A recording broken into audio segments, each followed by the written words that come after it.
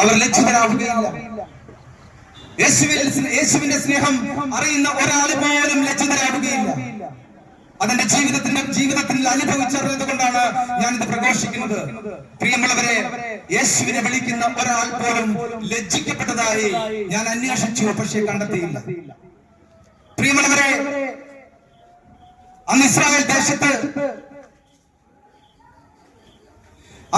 ദേശത്ത് പാപം ചെയ്യുന്നവരെ ക്രൂരമായ ശിക്ഷ കൊടുത്താണ് പതിച്ചിരുന്നത്. അതുകൊണ്ടാണ് യേശുവിനെ ദൈവദോഷം പറഞ്ഞു എന്നുകൊണ്ട് ക്രൂശിൽ തറച്ചു കൊന്നത്. പ്രിയമുള്ളവരെ, അന്ന് വ്യഭിചാരത്തിൽ പിടിക്കപ്പെടുന്ന സ്ത്രീകളെ കല്ലെറിഞ്ഞു കൊല്ലണം എന്നുള്ളൊരു നിയമമുണ്ട്. സ്നേഹമുള്ളവരെ, യേശു ജീവിച്ചിരിക്കുന്ന കാലത്ത് അന്നത്തെ യഹൂദ പ്രമാണികൾ വ്യഭിചാരത്തിൽ പിടിക്കപ്പെട്ട ഒരു സ്ത്രീയെ യേശുവിന്റെ മുമ്പിൽ കൊണ്ടുവന്നു. യേശുവിനെ പരീക്ഷിക്കുവാൻ തക്കവണ്ണം, യേശു എന്താണ് പറയുക എന്ന് മനസ്സിലാക്കാൻ തക്കവണ്ണം അന്നത്തെ യഹൂദ പ്രമാണികൾ യേശുവിന്റെ മുമ്പിലേക്ക് ആ സ്ത്രീയെ കൊണ്ടുവന്ന് ചോദിച്ചു, മോശയുടെ നിയമത്തിൽ പറയുന്നത് വ്യഭിചാരത്തിൽ പിടിക്കപ്പെട്ട സ്ത്രീയെ കല്ലെറിഞ്ഞു കൊല്ലണമെന്നാണ്. നിന്റെ അഭിപ്രായം എന്താണ്? നീ എന്താണ് പറയുന്നത് എന്ന് ചോദിച്ചു. സ്നേഹമുള്ളവരെ, നിലത്ത് നോക്കി പൂഴിയിൽ വിരൽ കൊണ്ട് എഴുതി കുറച്ചു നേരം മൗനത്തിന് ശേഷം യേശു അവരോട് പറഞ്ഞു, നിങ്ങളിൽ പാപം ചെയ്യാത്തവർ അവളെ കല്ലെറിയട്ടെ.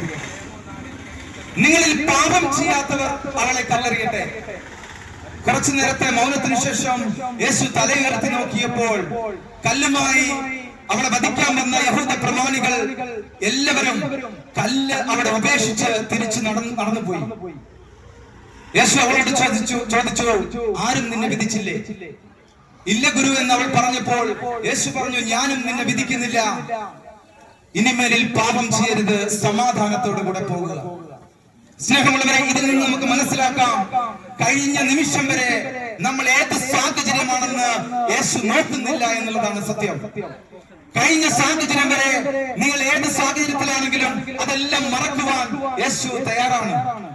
നിങ്ങളെ സ്നേഹത്തിലേക്ക് അടുപ്പിക്കുവാൻ, നിങ്ങളെ പാപങ്ങളെ മുഴുവനായി കഴുകിക്കളയുവാൻ വേണ്ടിയാണ് ഒരു പാപവുമില്ലാത്ത യേശു ക്രൂശിൽ തറയ്ക്കപ്പെട്ടത്. എന്നോട് എന്റെ കൂട്ടുകാരനോട് ചോദിക്കാറുണ്ട്, സ്വയം രക്ഷിക്കുവാൻ പറ്റാത്ത യേശുവിന് എങ്ങനെയാണ് എന്നെയും നിന്നെയും രക്ഷിക്കുവാൻ കഴിയുക? യേശുവിന് തന്നെ സ്വന്തം ശരീരത്തെ, സ്വന്തം ജീവനെ രക്ഷിക്കാൻ കഴിഞ്ഞില്ല. പിന്നെ എങ്ങനെയാണ് യേശു നമ്മളെ രക്ഷിക്കുന്നതെന്ന് അവന്റെ ചോദ്യങ്ങൾക്ക് മുമ്പിൽ ഒരുപക്ഷെ നമ്മൾ അടിപതറിയേക്കാം. പക്ഷേ എന്തിനു വേണ്ടിയാണ് യേശു ഒരു തെറ്റും ചെയ്യാതെ ക്രൂശിൽ കിടന്ന് മരിച്ചത്? പ്രിയമുള്ളവരെ, ഇന്നലകളിൽ ജീവിച്ചിരുന്നവരെ, ഇന്ന് ജീവിച്ചിരിക്കുന്നവരെ, നാളെ ജനിക്കാനിരിക്കുന്നവരെ പാപത്തിൽ നിന്ന് വിടുവിക്കുക എന്നതാണ് യേശുവിന്റെ മരണത്തിന്റെ അർത്ഥം.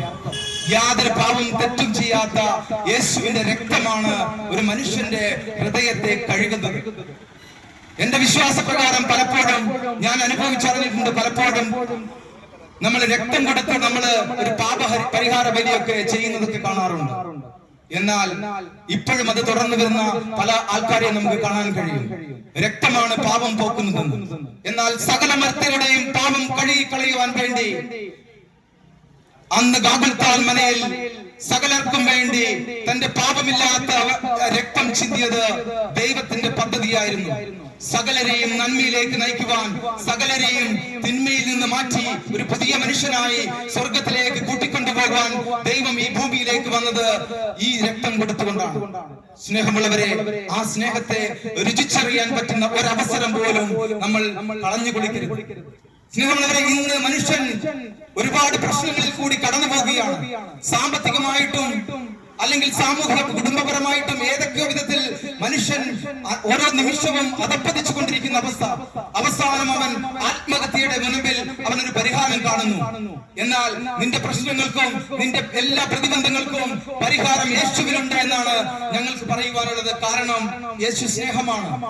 ഈ സ്നേഹത്തെ നിങ്ങൾ വിളിച്ചാൽ, ഈ സ്നേഹത്തെ നിങ്ങൾ സമീപിച്ചാൽ ആ സ്നേഹം നിങ്ങളെ കൈവിടുകയില്ല. യേശു പറയുന്നു, നമ്മൾ എപ്പോഴും നമ്മൾ ആഗ്രഹിക്കുന്നത് മരണത്തെ അതിജീവിക്കുവാൻ വേണ്ടിയാണ്. ഒരുപക്ഷെ നമ്മുടെ നാട്ടിലുകളൊക്കെ ആംബുലൻസുകൾ ചീറിപ്പായെന്ന് നമ്മൾ കണ്ടിട്ടുണ്ട്. എന്താണ് ആംബുലൻസിന്റെ ഉദ്ദേശം? ഏറ്റവും നല്ല ഹോസ്പിറ്റലിൽ അവരെ എത്തിച്ചവരുടെ ജീവൻ രക്ഷിക്കുക എന്നാണ് ആംബുലൻസ് കൊണ്ട് ഉദ്ദേശിക്കുന്നത്. ജീവൻ രക്ഷിക്കാൻ വേണ്ടി നമ്മുടെ ബന്ധുമിത്രാദികൾക്ക് എന്തെങ്കിലും രോഗം വന്നാൽ ജീവൻ രക്ഷിക്കാൻ വേണ്ടി നമ്മൾ ലക്ഷക്കണക്കിന് രൂപ ചെലവാക്കും. എന്നാൽ യേശുവിൽ വിശ്വസിക്കുന്ന ഒരാൾക്ക് മരണമില്ല എന്ന് വചനം പറയുന്നു. യോഹന്നാന്റെ സുവിശേഷം 1-ാം അധ്യായം 59-ാം വചനം ഇങ്ങനെ പറയുന്നു: സത്യം സത്യമായി ഞാൻ നിങ്ങളോട് പറയുന്നു, ആരെങ്കിലും എന്റെ വചനം പാലിച്ചാൽ അവൻ മരിച്ചാലും ജീവിക്കും. ആരെങ്കിലും എന്റെ വചനം പാലിച്ചാൽ അവൻ മരിക്കുകയില്ല. ഇങ്ങനെയൊരു വിശ്വാസം, ഇങ്ങനെയൊരു വചനം നിങ്ങൾ കേട്ടിട്ടുണ്ടോ? യേശുവിന്റെ തിരുരക്തവും യേശുവിന്റെ ശരീരവും പകർന്നു കൊടുക്കുന്നതാണ് ദേവാലയങ്ങൾ. നിരന്തരം ദേവാലയങ്ങൾ നടക്കുന്ന വിശുദ്ധ കുർബാന എന്ന് പറയുന്നത് യേശുവിന്റെ തിരുശരീരവും തിരുരക്തവുമായി മാറുന്നു എന്നുള്ളതാണ് വിശ്വാസം. പ്രിയമുള്ളവരെ, അത് പറയുക മാത്രമല്ല, ലോകത്തിൽ ഞാനത് പരീക്ഷിച്ചറിഞ്ഞു, അതിനെക്കുറിച്ച് അന്വേഷിച്ചു. യേശുവിന്റെ തിരുരക്തത്തിനും യേശുവിന്റെ ശരീരത്തിനും എന്താണ് പ്രത്യേകത? നമ്മൾക്ക് ആർക്കും വിശ്വസിക്കാൻ പറ്റാത്ത രീതിയിൽ ആ ശരീരവും രക്തവും യഥാർത്ഥത്തിൽ ശരീരവും രക്തവും മാറിയിട്ടുണ്ട് എന്നുള്ളതാണ് സത്യം.